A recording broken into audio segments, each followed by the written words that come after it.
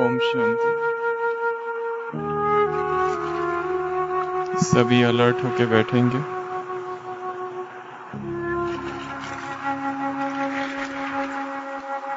Pen, pencil, mobile सब कुछ नीचे।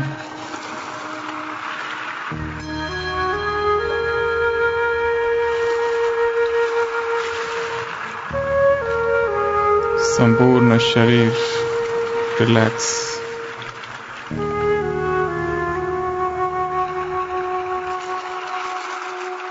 पैर रिलैक्स, दोनों हाथ रिलैक्स।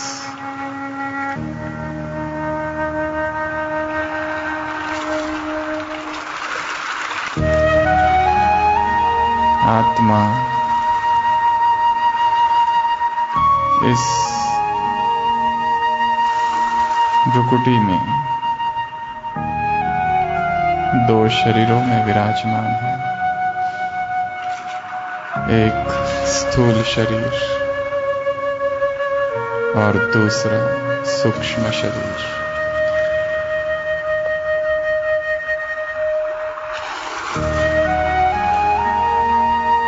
भ्रुकुटी तख्त पर विराजमान। मैं एक चैतन्य आत्मा हूँ।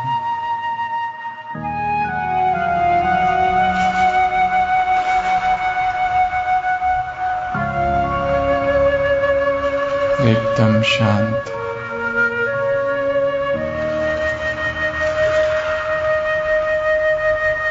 शरीर की सारी हलचल समाप्त।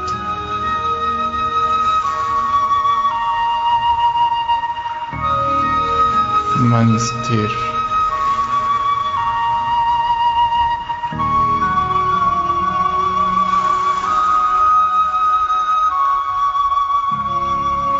मैं एक तेजोमयी आत्मा हूँ।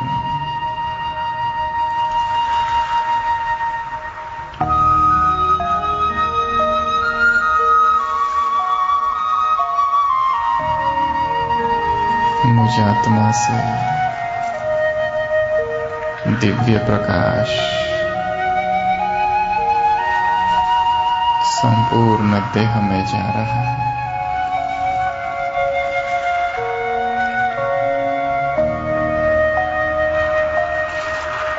मुझ आत्मा से शांति की किरणें वायुमंडल में फैल रही है।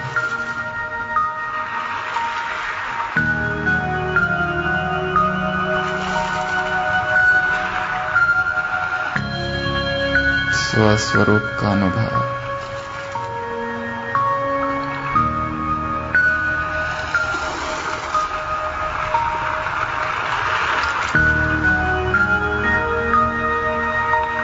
अब मैं आत्मा इस स्थूल शरीर से निकल सूक्ष्म शरीर धारण कर ऊपर आकाश की ओर उड़ती हूँ।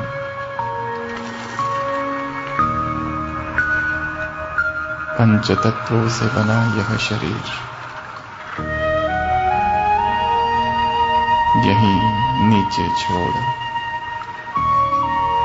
मैं आत्मा लाइट के शरीर में, एंजेलिक बॉडी में, सूक्ष्म शरीर में, आकाश में मैं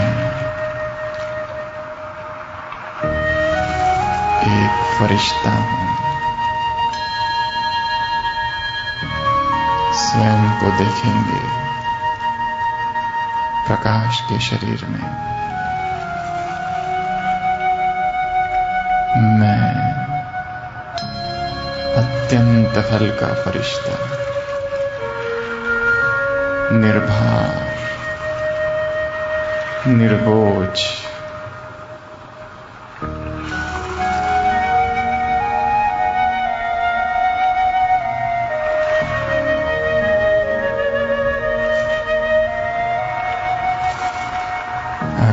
आकाश में उड़ रहा हूं।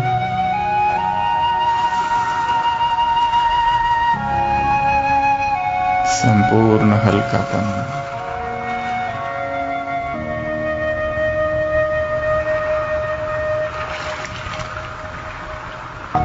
मेरे अंग अंग से शांति की किरणें चहुओर दसों दिशाओं में फैल रही है। मैं शांति का फरिश्ता हूं। अब मैं फरिश्ता नीचे उतरता हूं। एक बहुत ऊंची पहाड़ी,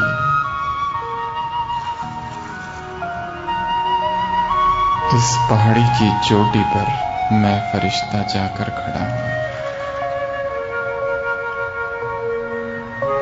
यहां से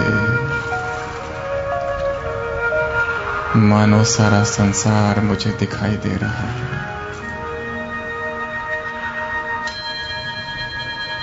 मैं संपूर्ण पवित्र फरिश्ता हूं।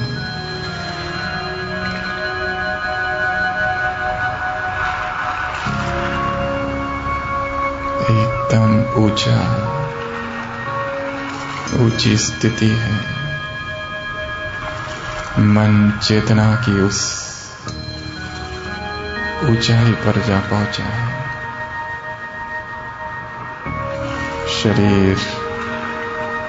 शरीर के संबंध, शरीर की तृष्णाएं, शरीर के भोग, शरीर के संबंधी सब कुछ नीचे झुक चुका है। मैं फरिश्ता पर्वत शिखर पर हूं। सभी देखेंगे स्वयं को।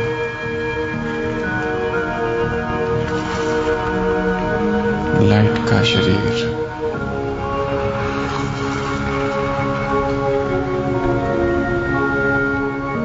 संसार की सारी चिंताओं से परे।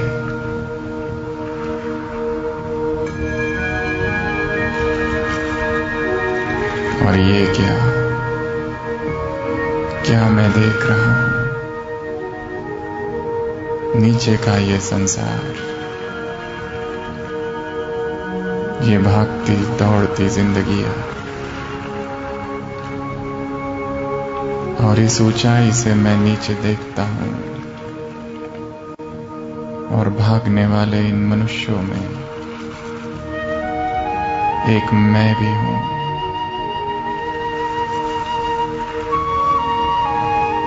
देख रहा हूं स्वयं को।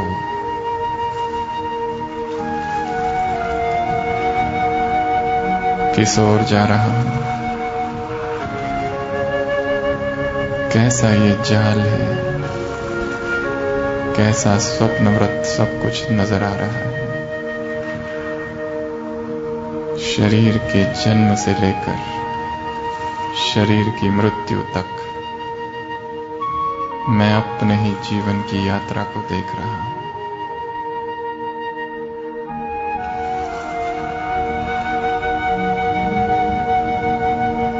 ये सब कौन है? मित्र, संबंधी। मैं जिन्हें अपना कहता हूं। कौन है ये सब? ये सब क्या है? दिखाई दे रहा है मेरा अपना घर।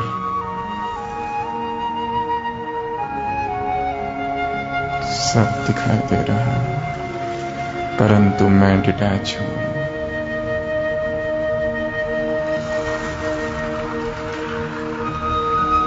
जीवन का एक परम सत्य दिखाई दे रहा है। इस संसार में मैं अकेला आया था, और अकेला ही मुझे जाना है। बीच में भी ये कैसा भ्रम हो गया है कि ये सब मेरे हैं। ये मेरे अकेले की यात्रा है।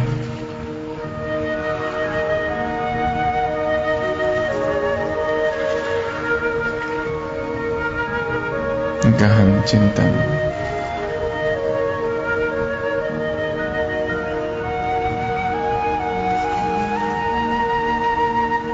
मेरे अतिरिक्त जो कुछ भी है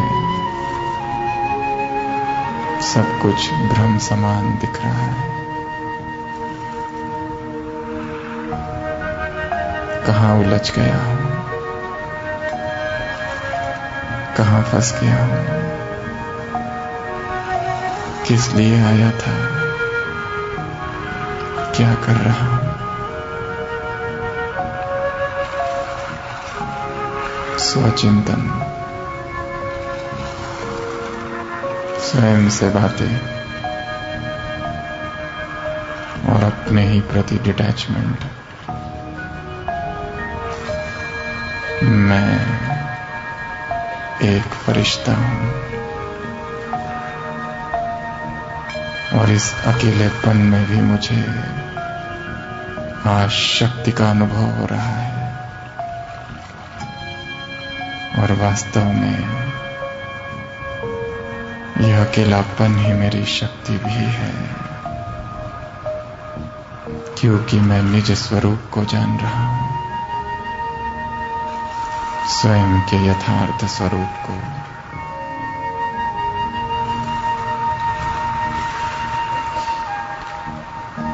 मैं एक फरिश्ता हूं।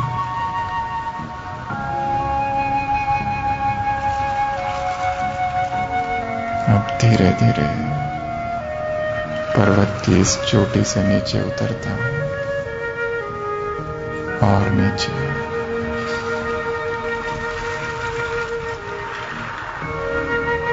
आबू पर्वत, अरावली की वादियां और नीचे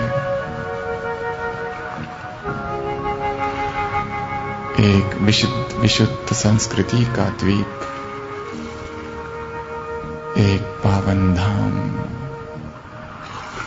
इस पवित्र भूमि में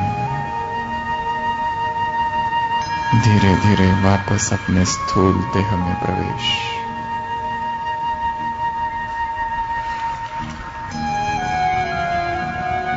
क्या दृश्य था ये। मैं स्थूल तन में विराजमान एक शक्तिशाली आत्मा हूं।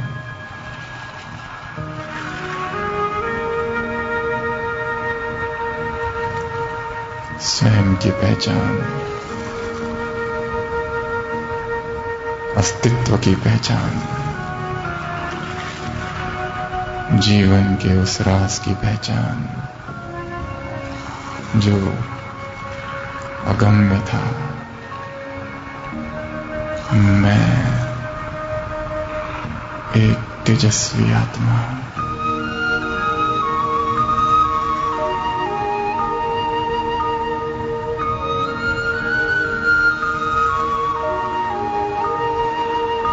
स्थूल शरीर में होते हुए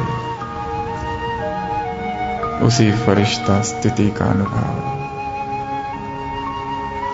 मैं एक फरिश्ता हूं। I am an angel of light, absolutely pure.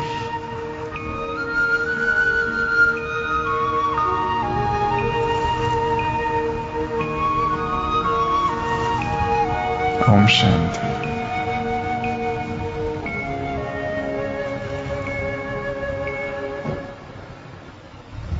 Om Shanti. एक बहुत प्रसिद्ध लामा ने अपनी जीवन कहानी लिखी है। उस कहानी में उसने लिखा है आत्मचरित्र में कि मैं जब 5 वर्ष का था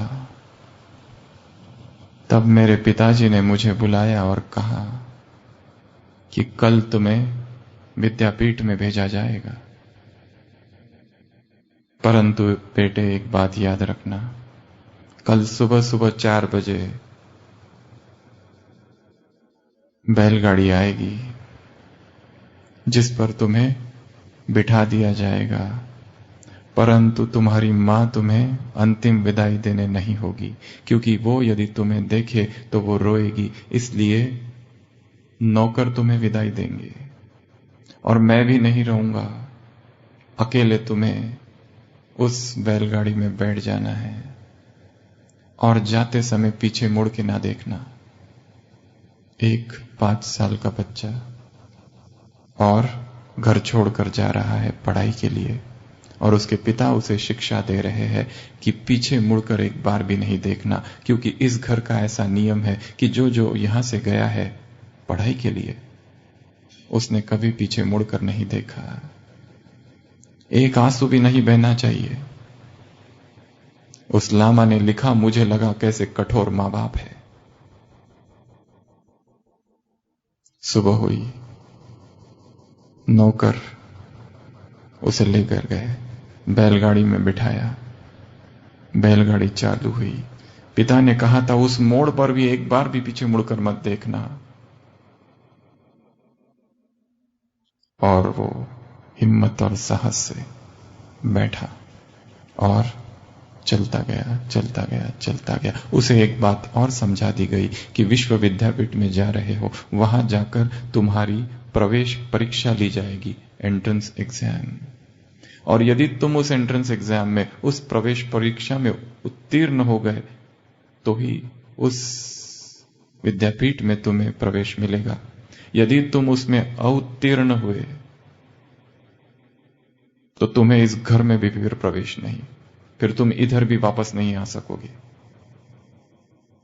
बच्चा सोचता है कैसी कठोरता है, परंतु वो बैठता है बैलगाड़ी में, मन होता है एक बार मां को तो देखूं, पता नहीं फिर कब देखूंगा।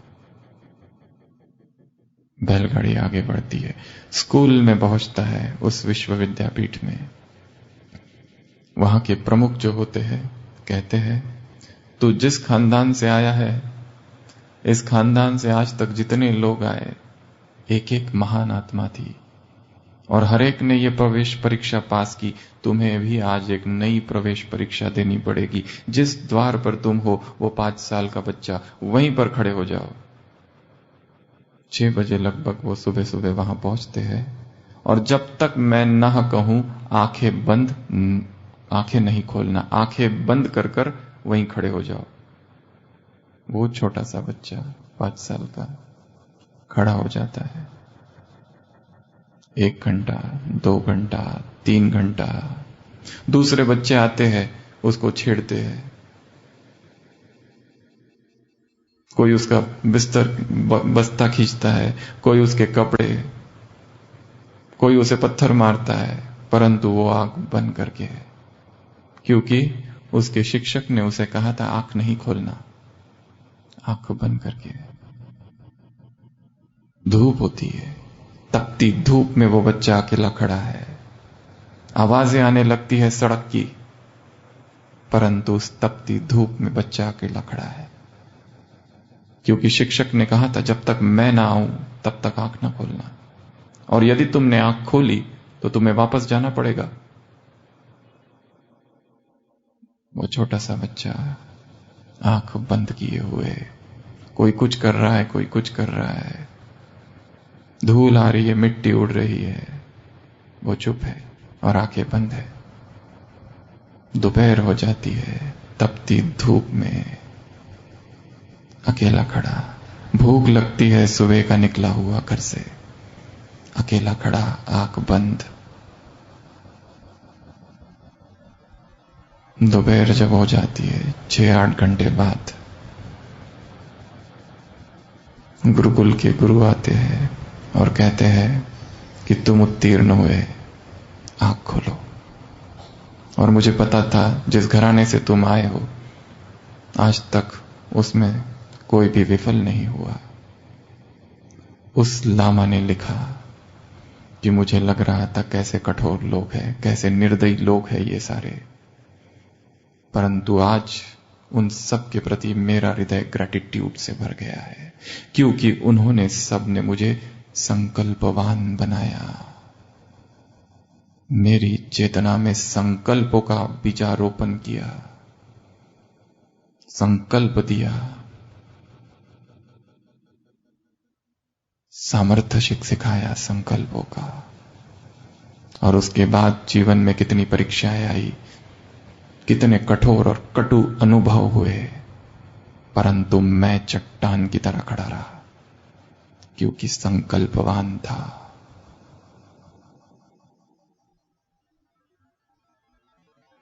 संकल्प सबसे बड़ी शक्ति है संसार की। क्या हमारे संकल्प इतने शक्तिशाली है?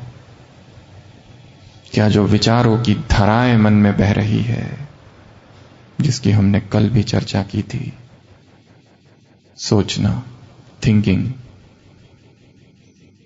सोच के विषय में सोचना, मेरी जो सोच है वो कैसी है, पहली पॉइंट।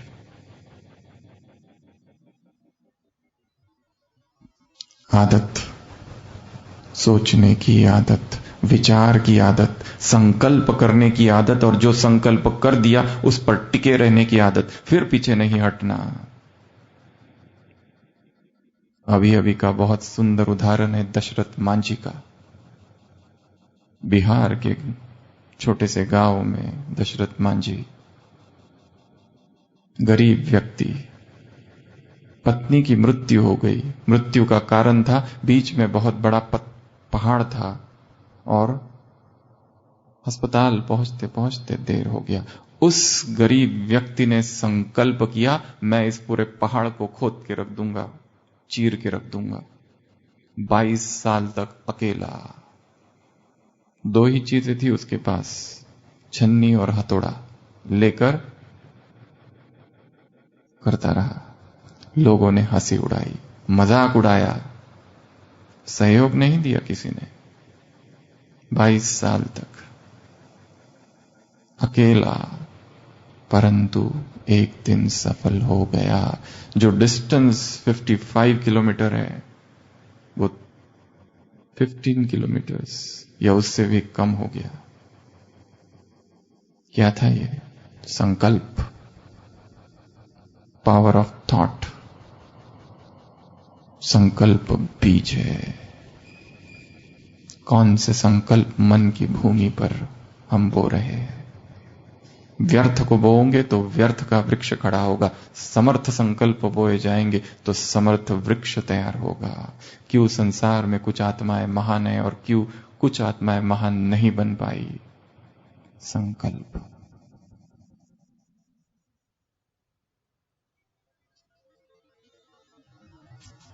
स्वयं पर काम करना है, स्वयं की शक्ति पर काम करना है, स्वयं को संकल्पवान बनाना है।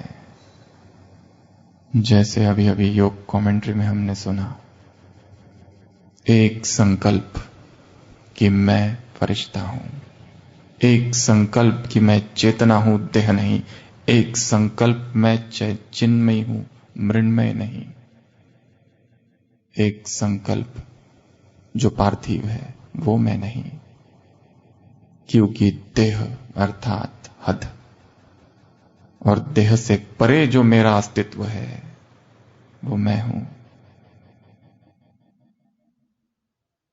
पाश्चात्य जगत का एक बहुत प्रसिद्ध थिंकर शोपेनहावर, उसने अपने जीवन कहानी में लिखा है कि एक दिन मैं किसी बगीचा में था, सुबह 3 बजे का समय था और वहां अपने आप से बात कर रहा था।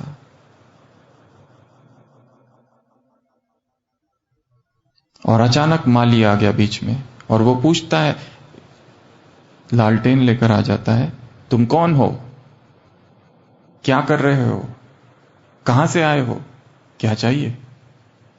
4 प्रश्न पूछता है वो माली आर्थर शोपेनहावर को।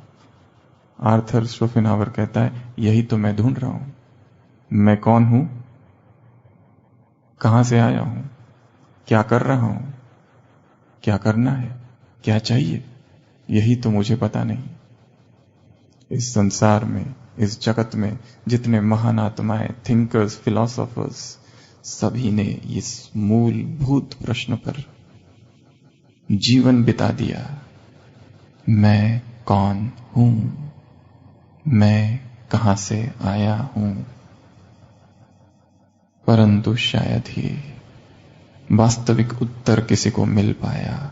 उत्तर अब प्राप्त है, क्योंकि अब सत्य ज्ञान भगवान दे रहा है। द्वापर से अब तक संसार में असंख्य धर्म आए, फिलॉसफीज आई, सिद्धांत आए, मत आए। इतिहास यदि देखा जाए, एक एक धर्म आते गया। इस्लाम आया, बौद्धिज्म आया, क्रिश्चियनिटी, सिखिज्म, चाहे इधर चाहे उधर, ईस्ट वेस्ट, सब जगह पर नई नई फिलॉसफीज आई। एक एक फिलॉसफर ने नई नई सिद्धांत रखे, परंतु एक प्रश्न हमेशा छूटता गया, मैं हूं कौन? क्या इस प्रश्न का उत्तर हमें मिला है? शायद नहीं। तो हम बात कर रहे थे संकल्प की। कल हमने थोड़ी सी चर्चा विचार की थी। विचार कैसे करना, इस पर विचार करना। एक विचार करने की आदत, उत्सुकता, उत्कंठा क्या है, क्यूरियोसिटी। जैसे छोटे से बच्चे में हर चीज को जानने की क्यूरियोसिटी है। टमाटर लाल क्यों है, आसमान नीला क्यों है, पत्ते जो है वो हरे क्यों है, परंतु हम उसको चुप कर देते हैं। है मतलब है, बस। हृदय में क्यूरियोसिटी हो, क्या है, अथ तो ब्रह्म जिज्ञासा, अथ तो भक्ति जिज्ञासा।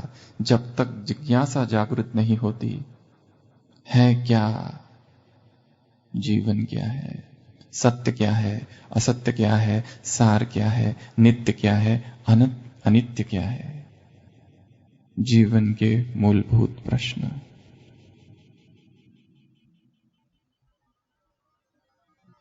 रुकना है, विचार करना है। कल हमने ये भी देखा था, नो मोर, जानने की कोशिश करना, नवीनता को लाना, डे ड्रीमिंग अर्थात स्वप्न देखना। जो हम बनना चाहते हैं उसका स्वप्न देखना, चित्रित करना उसको, ये मैं हूं, ये मेरा चित्र है। उसको देखना, उसमें रंग भरना, कलर करना, मेंटल मूवी क्रिएट करना। And the law of attraction कहता है कि जो हम सोचेंगे धीरे धीरे हम वही बन जाएंगे। मेरा लक्ष्य क्या है? आकर्षण का नियम कहता है कि जो संकल्प मैं करूंगा वो प्रकृति में जाएगा, प्रकृति और संकल्प की रिएक्शन होगी और घटनाओं का निर्माण होगा। मैं संकल्प करता हूं, मैं गरीब हूं, मैं गरीब हूं, मैं गरीब हूं, वो संकल्प प्रकृति में गया, सिमिलर थॉट्स को ढूंढेगा और घटनाएं निर्माण होगी। मैं संकल्प करता हूं, मैं बहुत दुखी हूं, मेरे जीवन में दुख ही दुख है, दुख की ही घटना घट रही है, वो दुख का संकल्प प्रकृति में जा रहा है। प्रकृति में, कायनात में उसी तरह के संकल्पों को अट्रैक्ट करेगा और घटनाओं का निर्माण। सारी कायनात षड्यंत्र करेगी। The whole universe will conspire to turn your thought into reality. जो संकल्प किया उसको साकार करने में कायनात षड्यंत्र करेगी। ये शब्द है। विचार, संकल्प, प्रतिज्ञा, और स्वयं को शक्तिशाली बनाना। ये कुछ बातें हमने कल देखी थी। आज का हमारा विषय है stand alone to stand apart. Stand alone अर्थात अकेले खड़े रहना। किस लिए? To stand apart. अकेले रहने का सामर्थ्य, अकेले खड़े रहने की शक्ति। सारा संसार विरोधी हो जाए परंतु मैं चट्टान की तरह खड़ा हूं, ये सामर्थ्य। वो लामा ने वही लिखा था कि वो घटना, मेरे माँ बाप मुझे कितने कठोर लगने लगे, शिक्षक कठोर लगने लगे, पर उन्होंने मुझे संकल्पवान बनाया।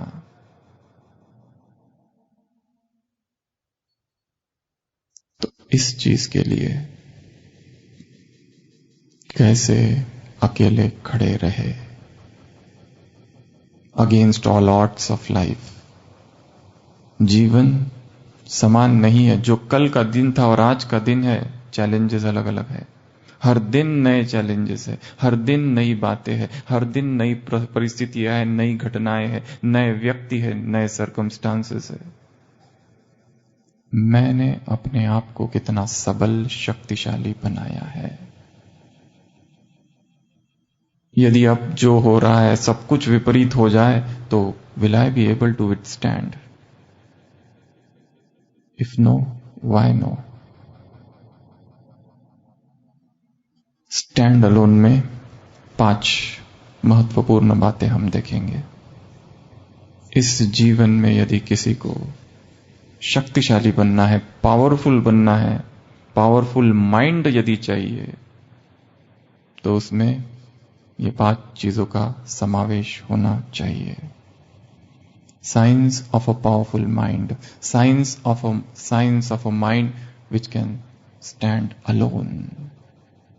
सबसे पहली चीज, नो डिपेंडेंसी। सबसे पहली चीज है नो डिपेंडेंसी। किसी पर भी अवलंबन नहीं। शारीरिक अवलंबन, बौद्धिक अवलंबन, भावनात्मक अवलंबन, आर्थिक अवलंबन और 5वां आध्यात्मिक अवलंबन। 5 प्रकार की डिपेंडेंसी है। Physical, intellectual, emotional, financial and spiritual. जितना हो सके उतना स्वयं को निराधार करते जाना है। आपने सुना होगा उस व्यक्ति के विषय में जो बूढ़ा हो गया था, आंखें अंधी हो रही थी, हुई नहीं थी, होने ही वाली थी। डॉक्टर के पास गया, डॉक्टर ने कहा इस आंखों का इलाज करा लो, ऑपरेशन करा लो, बच जाओगे, आंखें आ जाएगी। वो कहता है मुझे आंखों की क्या जरूरत, मेरे 7 बेटे हैं, 7 बेटों की 14 आंखें, मैं उनसे देखता हूं। वो कहता है मुझे आंखों की क्या जरूरत, मेरी 7 बहुएं हैं, 7 बहुओं की 14 आंखें, मैं उनसे देख लेता हूं। मुझे आंखों की क्या जरूरत है, मेरी पत्नी है जिसकी 2 आंखें, मैं उनसे देखता हूं। ये सब लोग मुझे इतना प्यार करते हैं, इतना प्यार करते हैं, और इस उम्र में मैं आंखों का करूंगा क्या?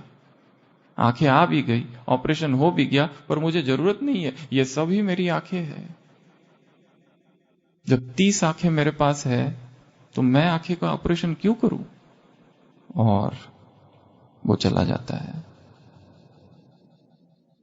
दुर्भाग्य से उसी दिन उनके विशाल भवन में आग लग जाती है और वो सारी की सारी 40 आंखें घर के बाहर भागती है। वो चिल्लाता रहता है मुझे भी ले चलो, मुझे भी बचाओ, परंतु किसे टाइम, किसे फुर्सत, और उस व्यक्ति का वही हुआ जो होना था।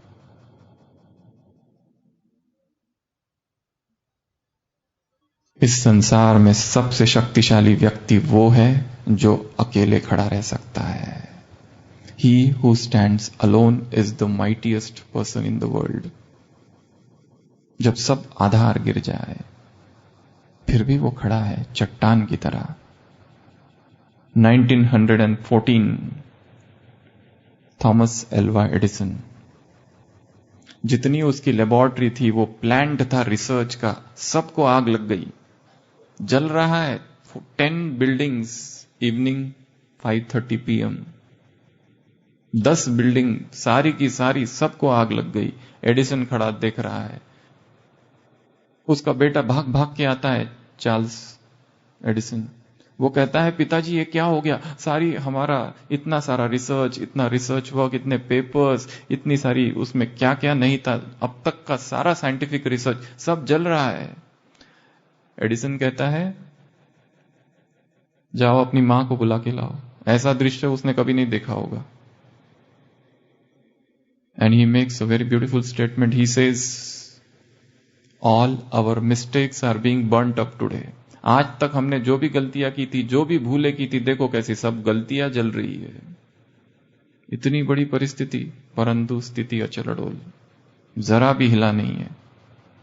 चार्ल्स एडिसन ने इसका अनुभव लिखा है 1961 रीडर डाइजेस्ट के एडिशन में कि मेरे पिता को मैंने देखा स्थिर खड़े थे और विद इन 6 months जो कुछ जल गया था फिर से खड़ा कर दिया।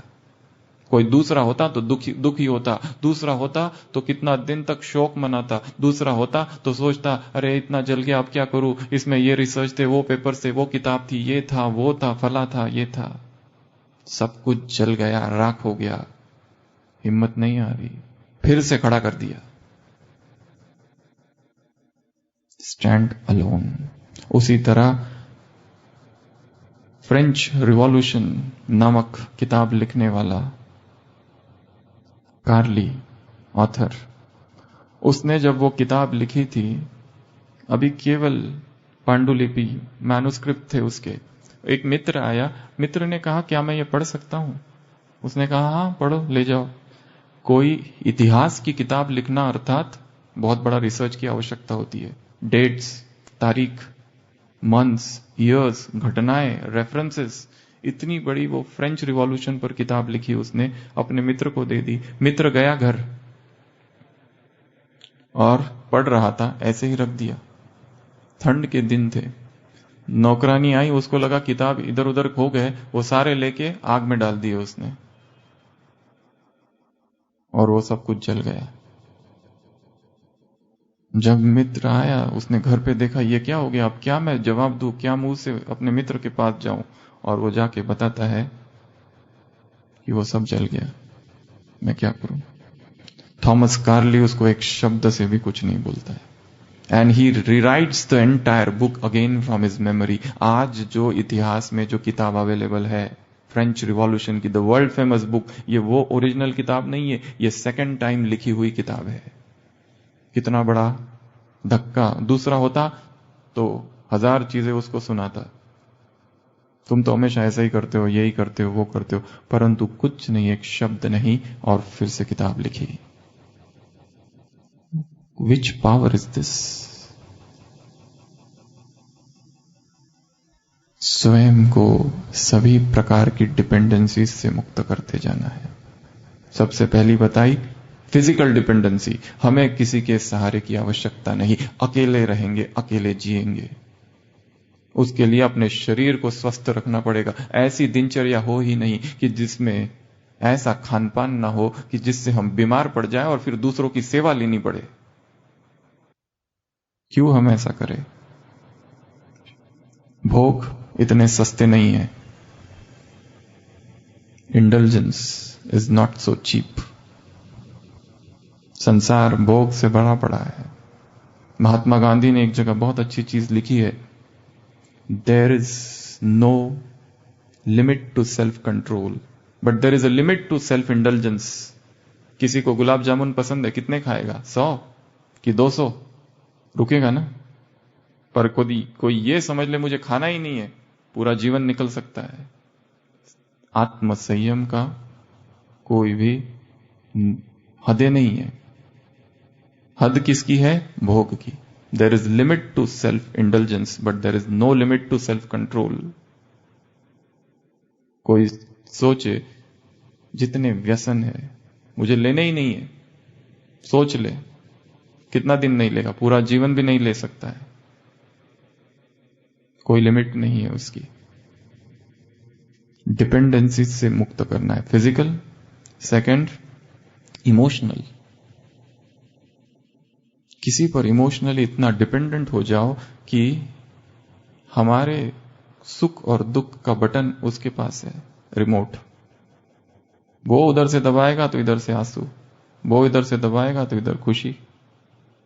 क्यों? क्यों इतने कमजोर? B emotionally independent. Third intellectual. जो एक व्यक्ति कर सकता है सभी कर सकते हैं। आपको बताना चाहूंगा कि इस संस्था की जो शुरुआत हुई थी सिंध हैदराबाद 1936-37, भयंकर विरोध हुआ था। इतना विरोध, यातनाएं अत्याचार से भरा पड़ा है इतिहास यज्ञ का।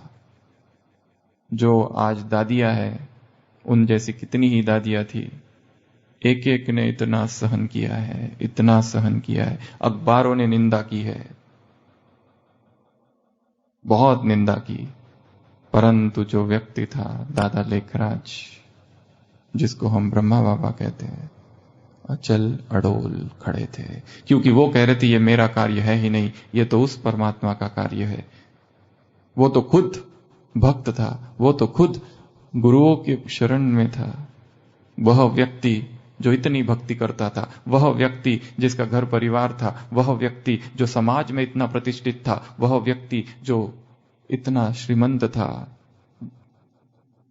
हीरे का व्यापारी था, वह व्यक्ति जो सोच रहा था कि अभी तीर्थ यात्रा करूं, और अचानक उसको वैराग कैसे आ गया, और अचानक उसके जीवन में ये क्या हो गया, ये कौन सी क्रांति हो गई अचानक, उसे भी समझ में नहीं आया ये हो क्या रहा है, और कैसे इस ईश्वरीय विश्वविद्यालय का जन्म हुआ। परंतु वो विरोध, सिंध ऑब्जर्वर नाम का पेपर था, उसमें उनके लिए शब्द प्रयोग किए गए थे, लेचरी एंड सॉर्सरी। कामुक, कामांधता से पीड़ित यह व्यक्ति है, सॉर्सरी जादू टोना करने वाला है। उस सारे विरोध को अकेले सामना किया, किसी के विरुद्ध कुछ नहीं कहा। भाई बहनों ने आके कहा बाबा आपके विरुद्ध में ये लोग ये कह रहे हैं, क्या मानहानि का केस करे? बाबा ने कहा वो भी बच्चे हैं, बाप कभी अपने बच्चों पर केस करता है क्या?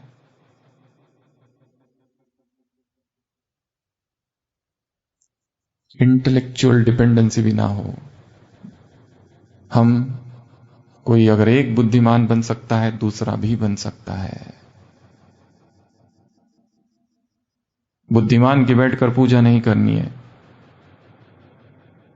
बुद्ध ने कभी नहीं कहा था कि मेरी पूजा करो, महात्मा गांधी ने कभी नहीं कहा था कि मेरा वाद खड़ा करो, परंतु उस व्यक्ति से दूर जाने की जैसे ये युक्ति है, फिर हमें कुछ करने की जरूरत नहीं पड़ती है। उन जैसा बनना है, बैठकर केवल आराधना, पूजा, हार पहनाना, ये नहीं। इंटेलेक्चुअल डिपेंडेंसी, हम भी स्वयं को इतना शक्तिशाली बना सकते हैं। फाइनेंशियल डिपेंडेंसी, ऐसी नौबत ना आए कि किसी के सामने भीख मांगनी पड़े। खुद स्वयं को ऐसा सशक्त बना के रखना है। लास्ट है स्पिरिचुअल डिपेंडेंसी। अध्यात्म के इस पग में भी, इस मार्ग में भी अकेले ही की यात्रा है। It's a flight of the alone to the alone. एकला चालो रे। हां मदद लो, हां सहारा थोड़े समय के लिए, सहयोग लो, सीखो, पर किसी पर इतना डिपेंडेंट नहीं हो जाओ कि उसके बिना बेचैनी हो। तो यह सबसे पहली चीज है स्टैंड अलोन में। First, no dependency. Second, no slavery, कोई गुलामी नहीं, किसी भी व्यसन की गुलामी नहीं। व्यसन सूक्ष्म से सूक्ष्म हो सकता है, केवल तंबाकू, बीड़ी, दारू यही व्यसन नहीं है। वो व्यसन इंटरनेट हो सकता है, वो व्यसन सोशल मीडिया हो सकता है, वो व्यसन बोलने का हो सकता है, वो व्यसन सूक्ष्म अति सूक्ष्म हो सकता है, व्यर्थ सोचने का हो सकता है, अनुमान का हो सकता है, कुछ भी हो सकता है। पहले ये डायग्नोस करो खुद को कि मुझे व्यसन क्या है। कहीं ये व्यसन तो नहीं बन गया है। क्लिक क्लिक करते करते व्यक्ति कहां से कहां पहुंच जाता है इंटरनेट पर।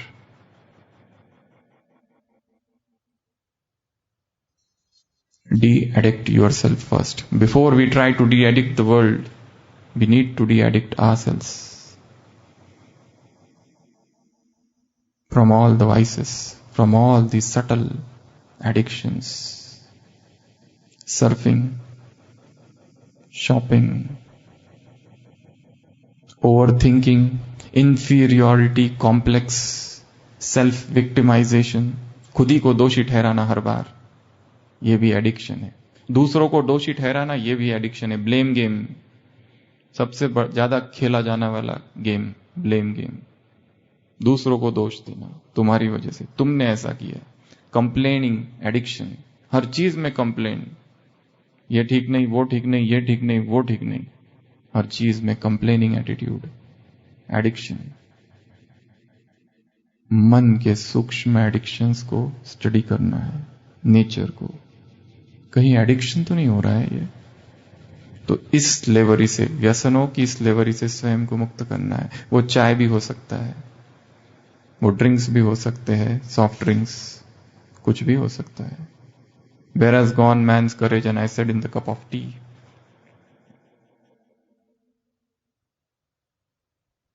जैसे वो एडिक्ट होते, किसी भी एडिक्ट को पूछो कब पीते हो, कहते कभी कभी। कोई भी स्वीकार नहीं करता कि रोज, कभी कभी। Lust can be an addiction. Body consciousness can be an addiction. Anything. Addiction की सत्ता बहुत बड़ी है, एडिक्शन का साम्राज्य बहुत बड़ा है, और कहीं उस साम्राज्य में मैं एक गुलाम तो नहीं। Get rid of all the slaveries, all emotional slaveries, all addictional slaveries. तो स्टैंड अलोन के लिए दूसरी महत्वपूर्ण चीज है, मुझे सभी प्रकार की गुलामी से मुक्त करना है। और कौन मुक्त करेगा? मैं खुद। दूसरा मुझे मुक्त नहीं कर सकता, क्योंकि ये जो जंजीरें है सूक्ष्म है। तीसरा है स्टैंड अलोन, अर्थात नो बॉन्डेजेस, कोई बंधन नहीं। कहीं कोई संबंध ही बंधन बन के तो नहीं बन गया। चालू की थी दोस्ती किसी और कारण से, परंतु वो दोस्ती ही बंधन बन गई है। अपने सारे संबंधों को चेक करना है और वहां पर डिटैचमेंट लानी है। सुना होगा सभी ने, शोशीर कविता नाम की एक कहानी है रविंद्रनाथ टैगोर की, हमें बहुत पसंद है वो। एक युवक है, एक युवती है, दोनों को आपस में प्यार है, दोनों ही शादी करना चाहते हैं। स्त्री बहुत श्रीमंत है, पुरुष गरीब है। दोनों मिलते हैं, कहते कब शादी करें? वो स्त्री कहती है मैं तुमसे शादी करूंगी, पर एक शर्त है। वो शर्त यह है कि शादी के बाद हम साथ में नहीं रहेंगे। वो कहता है व्हाट, ये कैसी शादी है?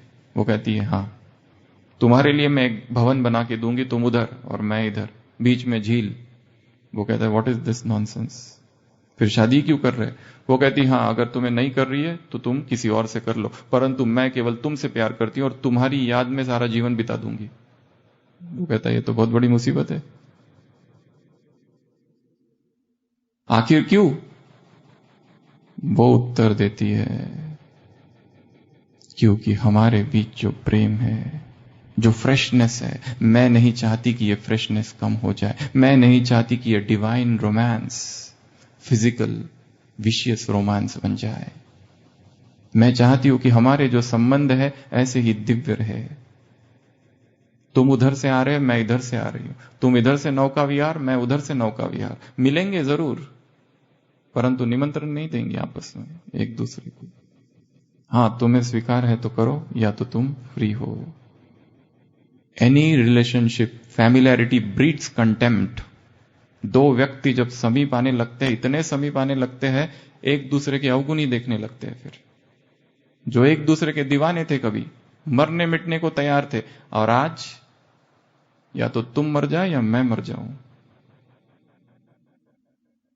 क्यों? क्योंकि डिटैचमेंट इज लॉस्ट। चाहे घर में, चाहे ऑफिस में, चाहे कहीं पर भी, जहां पर भी, चाहे संसार, चाहे अध्यात्म, संबंधों में लविंगनेस एंड डिटैचमेंट चाहिए। वो लविंगनेस भी सेकंड नंबर पर, फर्स्ट डिटैचमेंट।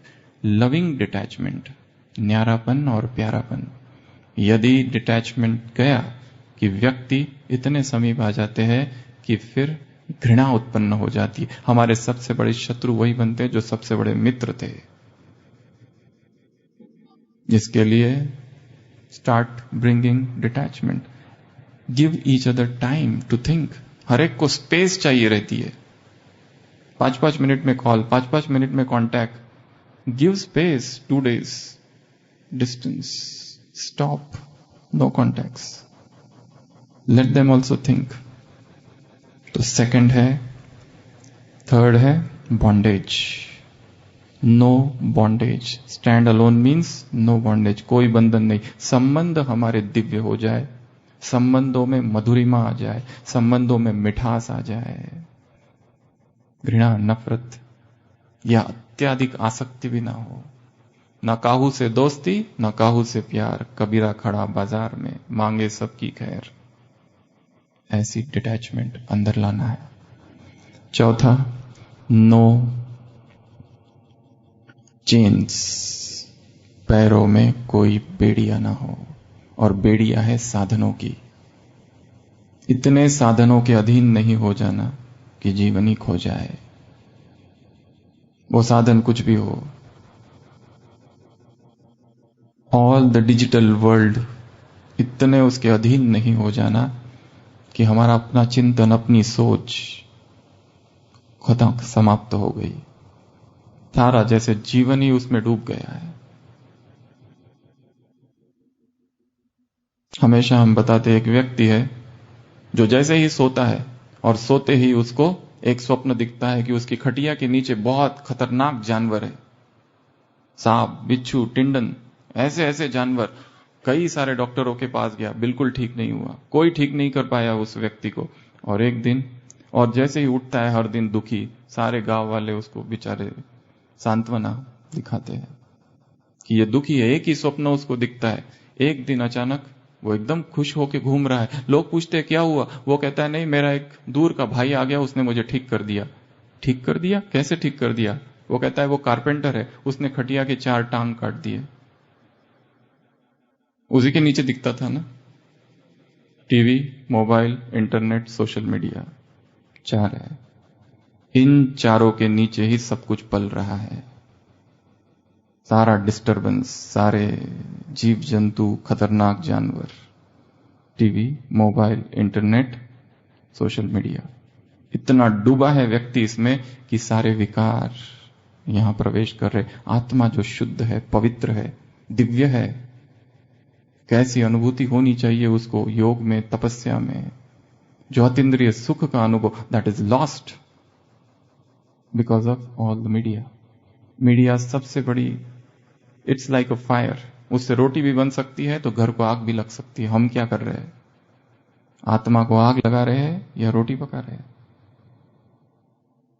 तो चेन्स, सारे साधनों को चेक करना है, उसके इतने अधीन नहीं हो जाना है। अगर उसमें ज्यादा चले गए, बाहर निकलना है। अति सर्वत्र वर्जते, वो भी एक एडिक्शन है।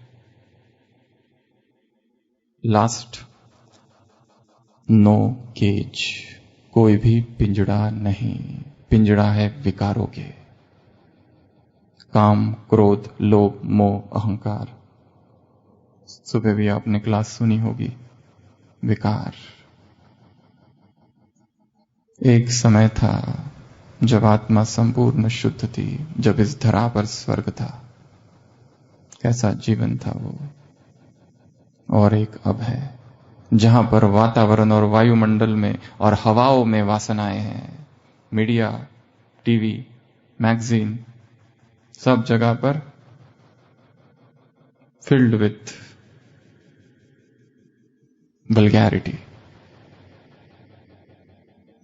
कैसे चेतना शक्तिशाली होगी विकारों के अधीन? तो चौथा पांचवा है केज। ये जो केज है विकारों का, इससे स्वयं को मुक्त करना है, निर्विकारी बनना है। स्वामी विवेकानंद को किसी ने पूछा था कि वो क्या था जो आपने स्पीच किया था फर्स्ट, क्योंकि आपकी उम्र तो बहुत छोटी थी और आपसे बड़े इतने सारे सभा में थे।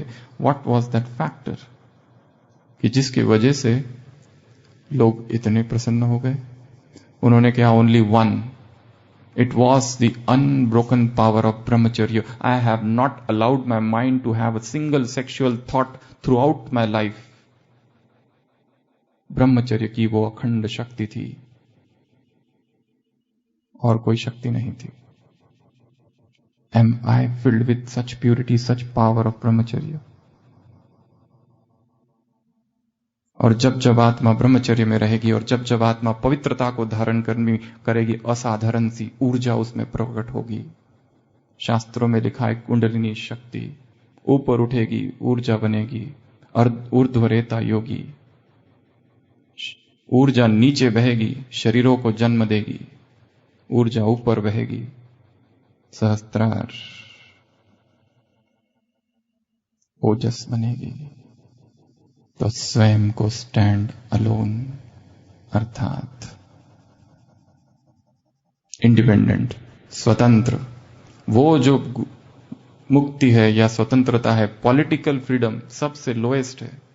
सबसे बड़ी स्लेवरी तो यहां चल रही है, अंदर आत्मा बंधन में है, बेड़िया है, पिंजड़ा है, बंधन है, गुलामी है, अवलंबन है। Be independent, get rid of all the slavery, get rid of all the bondages, get rid of all the chains and throw away all the shackles, all the cages and make yourself independent. तो अभी फिर से सब alert होके बैठेंगे।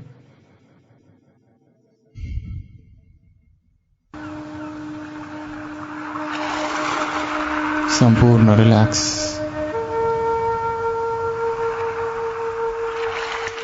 मैं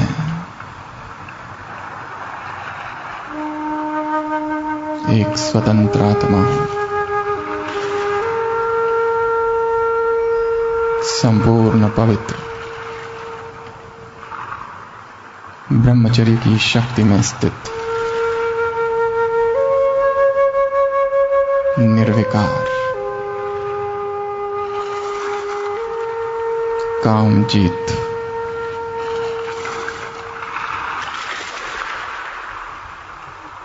अनुभव करेंगे स्वयं की शक्ति का।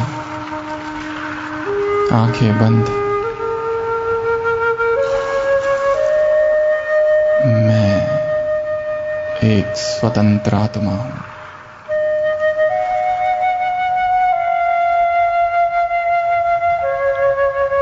सभी अवलंबन समाप्त। एकला चलो रे, ये मेरे अकेले का मार्ग है।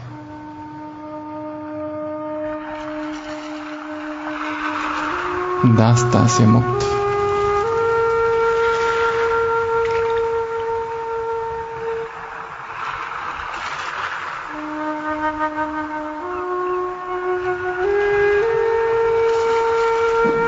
सभी बंधनों से मुक्त।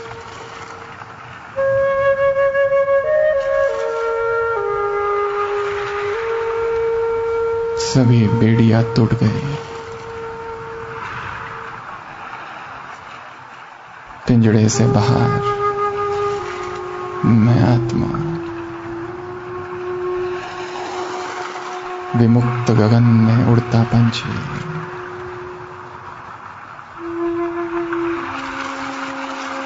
संपूर्ण स्वतंत्रता का अनुभव, संपूर्ण पवित्रता का अनुभव।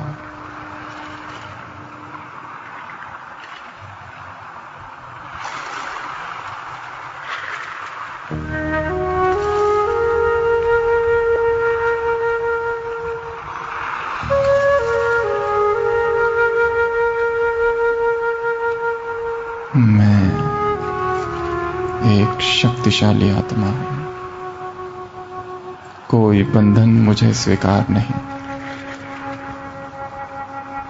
कोई सलाखें मुझे बांध नहीं सकती।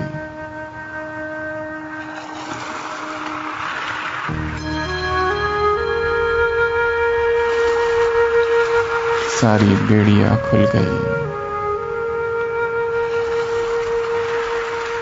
मैं निर्बंधन आत्मा हूं, मैं निराधार आत्मा हूं, स्वतंत्र आत्मा हूं।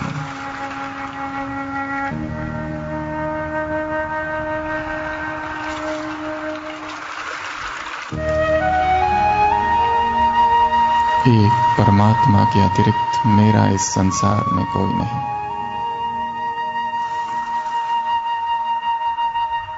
एक परमात्मा के अतिरिक्त मेरा इस संसार में कोई सगा नहीं।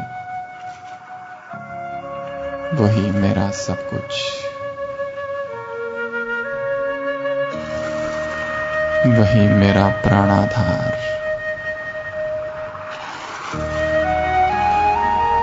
एक बाप से सर्व संबंध, एक शिव बाबा की याद, एक बाबा से प्यार। रग रग में वही समाया है। एक के प्रति समर्पण भाव, बस एक ही दिल में वह महाज्योति, मैं आत्मा, उसी में परम सुखों का अनुभव कर रही हूं। एक की लगन में मगन, एक बाबा दूसरा न कोई।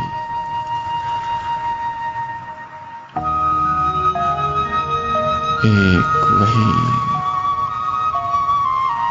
निराकार परमात्मा।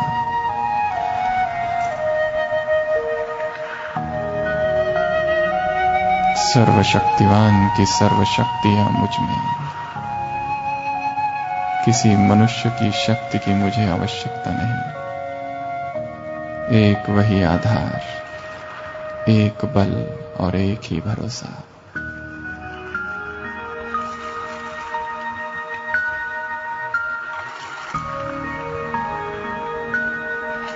इसी शक्तिशाली स्थिति में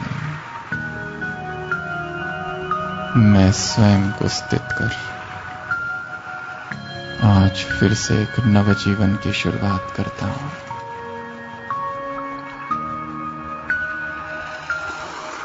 ओम शांति।